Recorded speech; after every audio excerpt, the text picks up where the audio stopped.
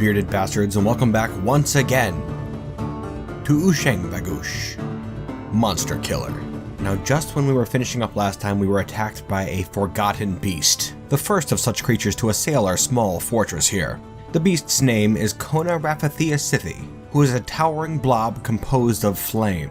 Now, because this creature is composed solely of flame, it's basically just a fireball. Very insubstantial. And so theoretically anyways, this beast should be pretty easy to kill with just a single hit. But that's not the problem here. The problem is that it's composed of flames. Just as soon as I unpause this game, a wave of flames is going to erupt from this creature. And the caverns here are going to be filled with smoke and fires, and those fires are going to spread. Probably up to the fortress, I would imagine. So I'm really not thinking about sending out my poorly trained militia to face this monster. Yeah, I'm not too sure what we can do. Really, our only other option would be to wall up the entrance, and that is totally boring. I can't imagine the dwarves would be all for it either. We're supposed to be here fighting monsters. Yeah, you know what? Screw it, says I. Let's throw caution to the wind. We're brave hunters here. And if we're gonna cower in our tiny fortress here when the first forgotten beast pops up, then we're really not living up to our names, are we? We have to do this. Alright, well, first things first, I'm gonna get all the civilians into the fortress. Alright, now that's all set. I'm gonna unpause the game now and we'll see what the blob does. Following the blob.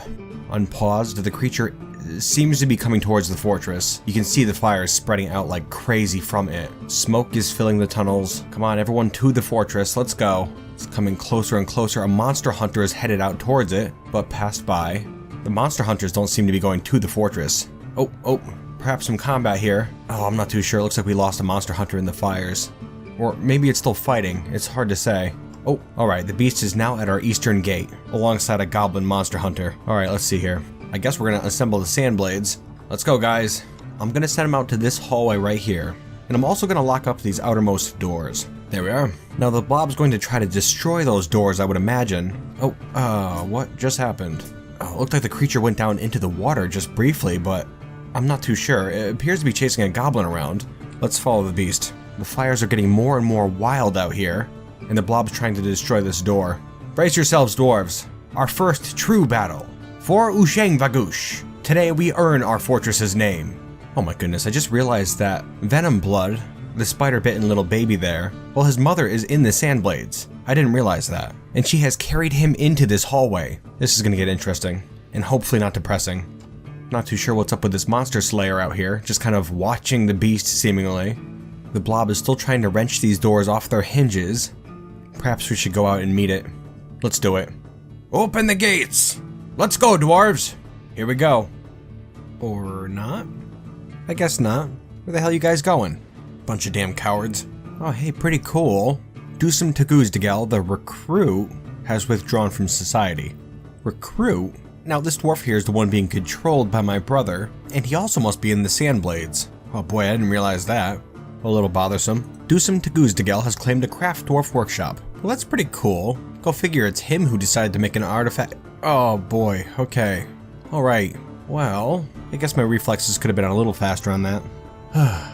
It looks like whatever he needs for this artifact is out in the caverns somewhere. And so he's heading out this door right at the moment. That's horrible. Well, let's see how this plays out. Oh, he appears to be running off like a coward into the caverns. Perfect. Well, that works for us. I don't know why my squad isn't heading out that door right now. Let's try again. Oh, the blob appears to be moving off and coming back. Oh, the blob is fighting right now with Dusum, who's carrying a boulder. I will once again try to send my guys out to fight the monster. Go, you dwarves, fight! Damn it, why won't they go out there? Go, dwarves! Alright, they appear to be heading out now. Okay. Fight! Kill the thing! They appear to be fighting with the blob now. Oh my goodness, what just happened there? There looked to be a couple of small explosions while they fought the creature, who is now dead. Thankfully, I see a trail of blood here. That can't be a good thing. Oh, and it's Dusum's blood. His lower body is currently running with blood, and his lower body is melted. He's the one who killed that forgotten beast just now. Oh man. Hang in there, Dusum. Come on, buddy. We're following Dusum right now. Alright, he seems to still be alive, which is great. That's fantastic news. He's still trying to make his artifact. This is very exciting right here. Fantastic. Ushangvagush has begun a mysterious construction. Man, that is just rocking right there. Well, I suppose I shouldn't talk before it's completed. Guys, I will tell you, that was a truly legendary encounter. We didn't lose a single dwarf in that fight, even with the fires. That's really saying something. And little Venomblood got to experience the whole thing too. Oh, he's gonna grow up strong, I'm telling you. That little pro. And here we have it. Ushangvagush the Milker has created by Dak Nisun a Microcline Crown, and he claims it as a family heirloom. Let's have a look, shall we? By Dak Nisun. Acted warnings. This is a Microcline Crown. All craft dwarfship is of the highest quality. It is encrusted with rectangular microcline capicons and encircled with bands of oval mica capicons and oval microcline capicons. This object menaces with spikes of mica and granite. On the item is an image of point-cut gems in mica. Well, do some. It's an artifact. Doesn't really stand out in my mind, and I was really hoping there would be an image of a cow somewhere on that bad boy. But here we are. Good job, Dewsum. Alright, you know what, before I unpause the game here, we really have to clean up the job assignments in this fortress.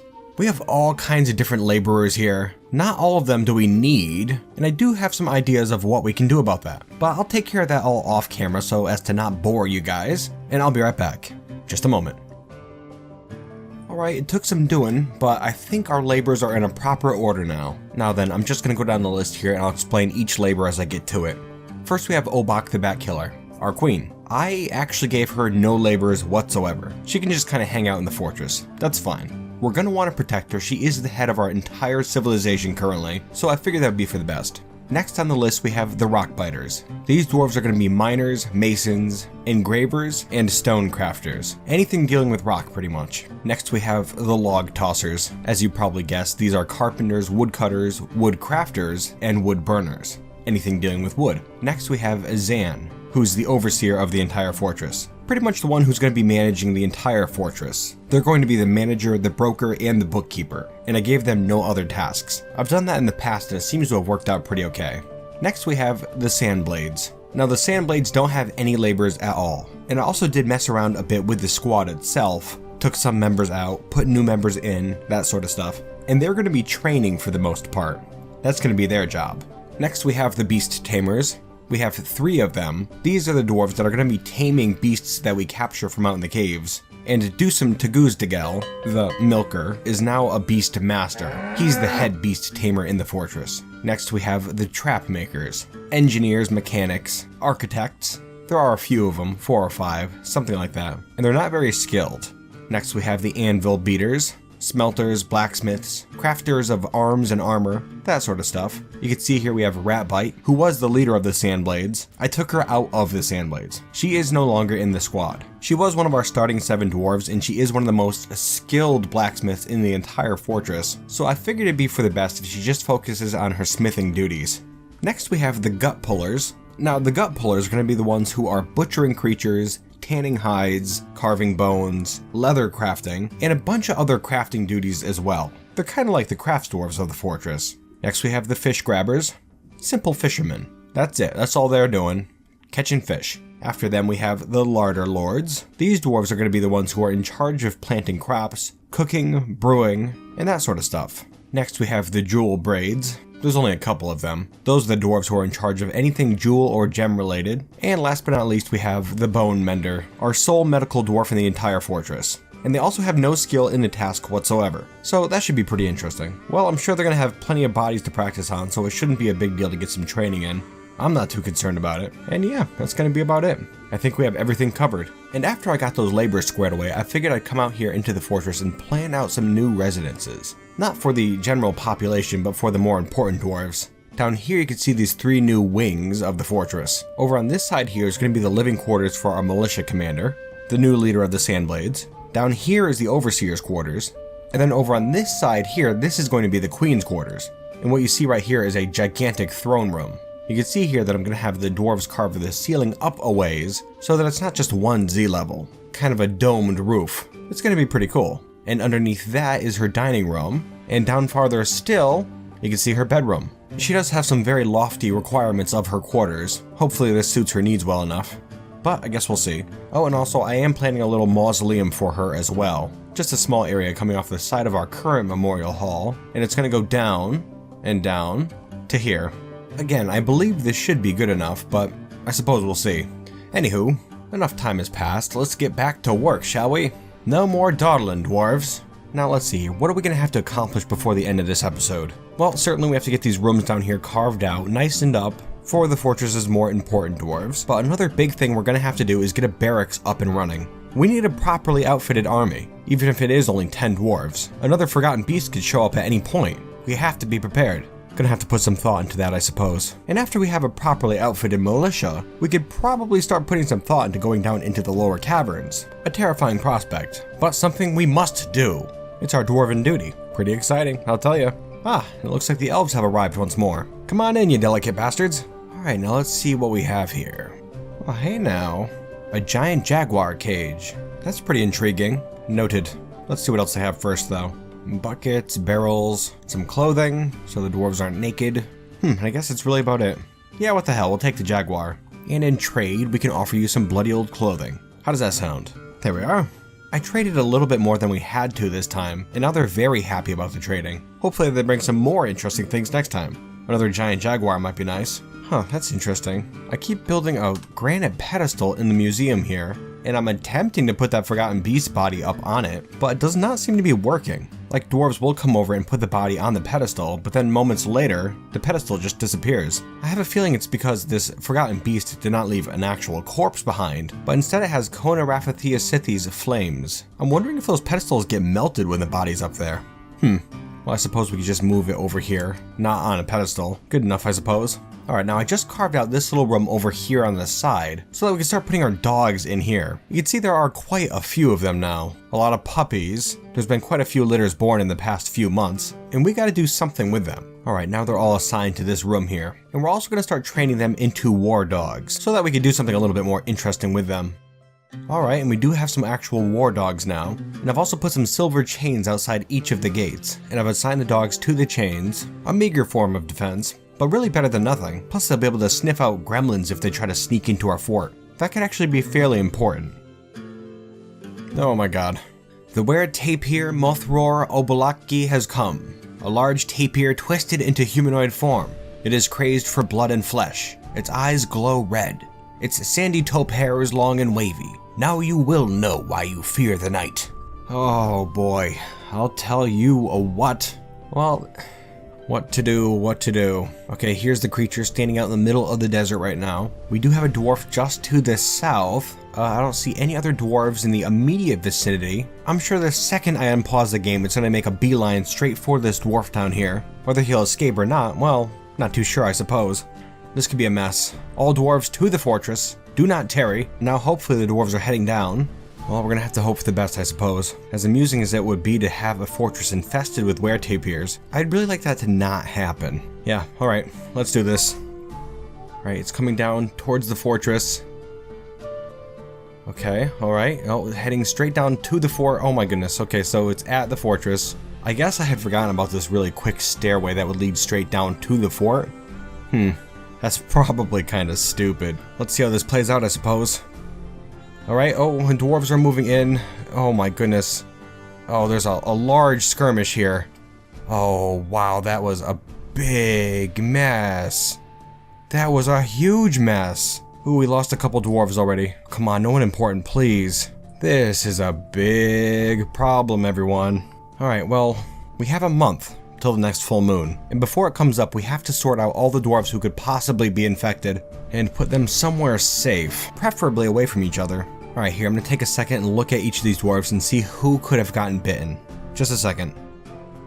Alright, well, I've looked through the combat log here, and aside from those 2 dwarves who died in the fighting, 8 other people were bitten. 7 dwarves and a human crossbowman.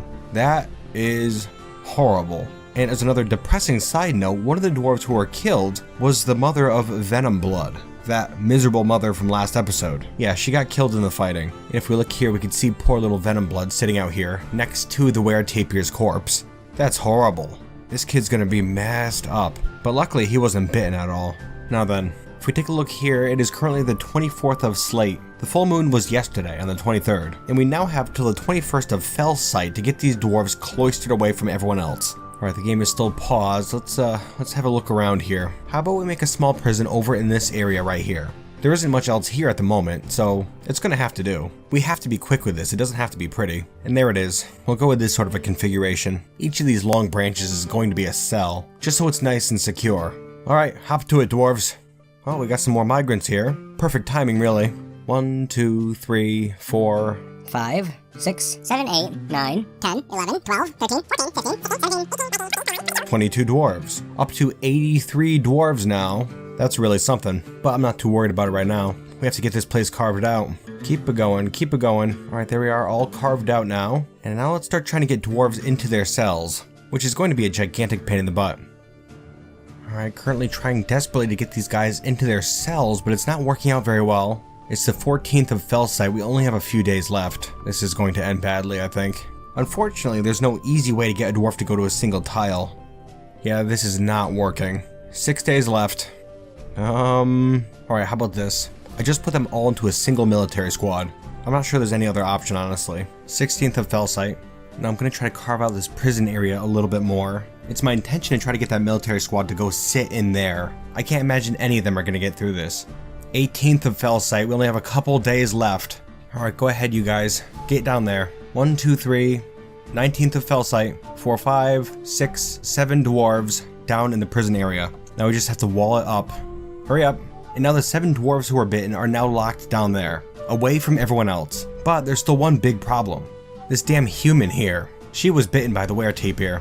We can't be sure if she's one or not. So I'm gonna take my dwarves and I'm not too sure what I'm gonna do. Tell you what, it's the 19th of Felsight right now, and she is currently outside the fortress, so I'm going to wall her out. Not a permanent solution, but better than nothing. Come on, get that wall up, let's go. 20th of Felsight, one more day. Now let's keep an eye on our prison chamber. See what happens. And let's just pray to the dwarven gods below that there are no other infected dwarves in this fortress. Here we go. Oh man. Well, it looks like only one of those dwarves wasn't infected actually. And unfortunately, she met her end. Now I'm gonna take a very cautious look up into the fortress. Well, I don't see anything in here, that's good. And it does look like that human bowman did turn into a weretapir. Oh, fighting with a goblin. Please don't infect anybody. Oh, fighting. Weretapir is taking some hits and has killed 2 monster hunters. And the weretapir has turned back into a human, as have all of these dwarves down here.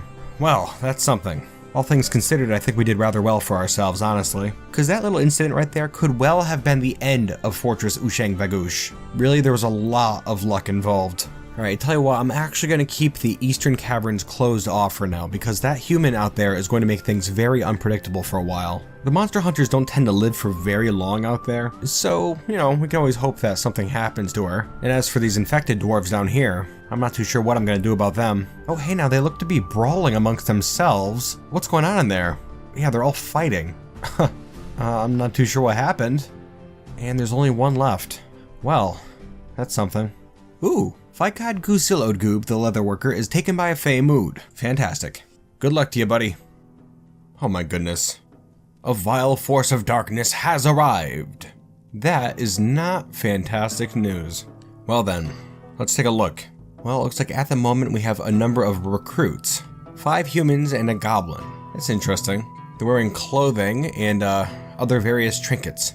That is an extremely poorly equipped force. Normally I'd be a little worried, and I guess I should still be a little bit worried, but well, there could still be more. Let's see if any more come in behind them. And in the meantime, I'm going to send all my dwarves down to the fortress. And they are moving in, and that looks to be about it. There are 10 of them currently, and we have 10 sand blades, all of whom are equipped with at least weapons. They don't all have armor, but I'd say we still have the upper hand. I'm going to have them all group up in the middle of this courtyard area here. There we are. And you know, I'm actually going to assign each of them a war dog. That should help out a little bit. Yeah, those guys are still moving in up here. I don't think they stand much of a chance, but I guess I shouldn't say that quite yet. Alright, that's far enough, I'd say. Let's go. Move out, Sandblades. Oh, they're probably going to fight in this stairwell here. I keep forgetting about this damn place. Here we go. Dwarves are moving in up the stairwell. Combat has begun. It's not going to be much to look at, unfortunately. Dwarves are fighting. I see some wounded dwarves, dead humans, dead goblins. I'm going to watch the top of the stairwell. And it looks like nobody escaped. Ugh, damn, looks like we lost a dwarf in the Sandblades. Looks like one of the humans actually pulled off this dwarf's helmet, and then they just started going to town and punching the guy in the head. Yeah, that will do it in short order. Rat bastard. Looks like the only casualty was really that one dwarf. Pretty good job, Sandblades. Not bad at all. Oh hey, cool. Kruggsmash has begun a mysterious construction. I forgot we even had a strange mood dwarf. Man, that is great. Now the question is, who were we just attacked by? There were a lot of humans there, but there were also a couple of goblins. My money's on the goblins. Let's take a look here. Right. Snebgober, the Frosty Barbarity, a goblin civilization. Well, it looks like those goblins are centered up here, just to the northeast of our fortress. Less than a day's travel, actually. And right here is their dark fortress, Dyke Horror, with a population of about 7,500. Oh man, that's a bit terrifying. It looks like we're gonna have to set up some sort of defenses up top, because we don't really want to be tangling with these goblins while we're trying to hunt beasts underground. We'll have to think of something, and quickly. But in the meantime, we really should get our small fortress here in order. We have a bunch of new migrants and our military's a little screwed up now, and we do still have a weretapir over in the eastern caverns. Another artifact. Kruggsmash the leatherworker has created Vathismostib, a large rat leather thong. That's something. She claims it as a family heirloom. Alrighty, let's take a look at this. The virginal orange. Oh my. This is a large rat leather thong. All craftsmanship is of the highest quality. It is encircled with bands of wombat leather, alpaca wool, oval microcline capicons, and cave crocodile bone. This object menaces with spikes of large rat leather, slate, and praise. Huh. I'm having a very hard time picturing how all this stuff is fitting onto a thong. But, you know, I guess somehow it's possible, right? It's gotta be. I mean, I'm looking at the thing. Yikes, it certainly can't be comfortable, huh? Oh, you dwarves, I'll tell you. Maybe we'll throw this thing in the museum. Yeah, it's a pretty good idea, huh? Let's do it. Oh, and some more migrants. Wowee. Alright, too many dwarves. 1, 2, 4, 6. 6 more dwarves. And we're back up to 80. Now then, if we have a look over here at our museum, you can see we have our 2 artifacts in here. The Microcline Crown, as well as our rat leather thong. And up to the north here, I actually threw in the corpse of that first weretapir. The damn thing. This museum's getting to be pretty interesting, I'd say. I'm a fan. Alright, now before we do anything else, we have to collect ourselves. We have all kinds of crazy dwarves walking around now. Our military's in shambles. I've really got to get things back in a proper order. Oh my lord, can we catch a break? The forgotten beast Nalak has come. A huge, three-eyed crane. It has a short trunk and it appears to be emaciated. Its cream feathers are downy. Beware its deadly spittle. Very interesting. I'm getting a very creepy mental image about this bastard. You know, overall, it doesn't seem like it should be that difficult. It's emaciated, fairly thin I'd imagine, a frail creature. I'll tell you what, I think we should face this one head on. Yeah, let's do it. Now I have sorted out all the laborers in the fortress now, and I did have quite a few dwarves left over, so I made a second squad. Say hello to the Brass Spikes. It was a random name, but I kind of like it, so I kept it. 10 dwarves in there. All totally unskilled, and most of them don't have any armor or weapons. Alright, now this crane is down in the bottom right hand corner. It'll take it a little bit to get to the fortress, I think. Although the eastern caverns are currently walled up. Oh, but this thing can fly. I don't imagine it's gonna have much trouble getting around to the northern side of the fortress. Oh, is fighting with a monster slayer. It killed a monster slayer, but appears to have been wounded. Oh yeah, he got it pretty good. Fractured its spine, cut open its neck. Yeah, I don't think we're gonna have much of a problem with this guy. If it does ever manage to get over to the fortress, that is. It's off at the eastern side of the fortress now, and has spotted our war dogs. Oh hey, what the hell now? Why is there a giant olm in the middle of our fortress? Move out, soldiers. And they're fighting it, it's enraged. Fighting it, and it's dead. Okay, back to this beast. I'm not too sure what it's doing over here exactly. Oh, it looks to be taking these doors off the hinges. Well, I'll tell you what, I'm gonna take down this wall here, and I'm gonna try to go out there and attack it. Alright, we're taking down this wall right here. The soldiers are moving over here. Oh, and they're moving out. Go get them, guys. That door came down quicker than I thought it would. They're all fighting it right now in this small hallway. I see spittle shooting out of the hall. Boy, that took a little bit longer than I thought it would. Let's take a look here. It doesn't look like the dwarves had much trouble with it, but there are a couple pretty bad injuries in there. Broken arms and feet and such. But they were able to kill it. Quite impressive. Alright, well that's 2 forgotten beasts down in 1 episode, as well as a weretapir, and our first goblin siege. Not too shabby if I say so myself. Oh, but it looks like 1 dwarf did die. Well, that's unfortunate. Okay, all of our laborers are in place currently. Most of our military is still in order. Okay, we need some weapons and armor for our military. That's gonna be a high priority. And I was really hoping we'd encounter some metal while we were carving out the Queen's chambers here, but there really isn't much of anything. Looks like we're gonna have to do some mining. Oh my god. Oh boy, oh boy. I guess I maybe kind of forgot about the human crossbowman slash were-tapir who was locked away over in the eastern caverns. Ugh, they just turned into a were-tapir again. And my dwarves are all over those caverns now. Alright dwarves, to the burrow. Let's go. Here's that human. Down to the south. Hopefully my dwarves can get to safety pretty quick. I don't want another outbreak. Alright dwarves, let's go. Unpausing. Alright, the were-tapir kind of just seems to be standing here, not doing anything. That's right, just stand here, don't move. Just relax. Alright, and they turn into a human again. Great. And we're good, okay. Eastern caverns are again walled up. Fantastic. Alright, so we're done carving out these rooms over here, and currently I'm tearing down the walls that lead out to the eastern caverns, and to this tapir room down here, because I'm going to take that tapir and move him out into the caves. Alright, go ahead you. Okay, so he's out in the eastern caverns now. I'm going to wall it back up. And now we have 2 were-tapirs over in the eastern caverns, and we have reclaimed this small portion of our fortress. Now something I'm still looking to do before this episode ends is to get a barracks up and running. Even if it's just a tiny place, we need to accomplish something this episode. We haven't had any time to think, and so I figured I'm gonna make a small barracks in this room right here. That'll be just fine. Now this shouldn't be too difficult, just gotta get some armor stands, some weapon racks, and there we have it. See? Easy enough. A nice barracks for our troops to train in, and hopefully soon enough we can get them some like armor and weapons and stuff. Something better than the junk they're using. We'll have to make sure to do that next episode, because judging by how chaotic this episode was, I'm not feeling too positive about our prospects in the near future. Forgotten beasts, goblin sieges, and we have very little in the way of defense here at Ushangvagush. Anywho, I think we're gonna start wrapping up this episode, fellas. And what an episode it was, huh? 2 forgotten beasts, a were-tapir infestation that we successfully managed, our first goblin siege, and actually I did not show this off, but up top, at our little entrance area, I finally did wall up this stairwell right here. Seeing as how I forgot about it twice in this one episode,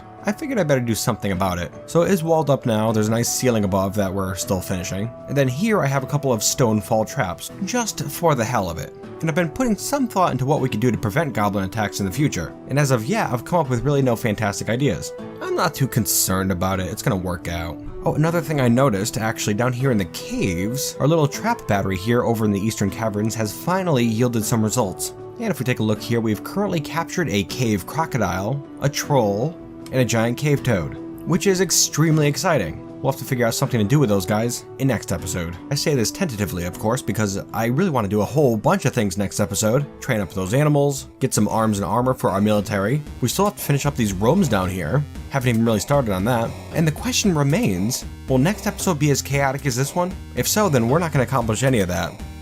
Well, I guess we'll see. Hopefully we'll have some time to think next episode, but whatever happens, I'm sure it'll be fun. Anywho, fellas, I really hope you enjoyed watching this episode, and I certainly hope you'll join me next time here in Ushangvagush, Monsterkiller. And until then, you bearded bastards,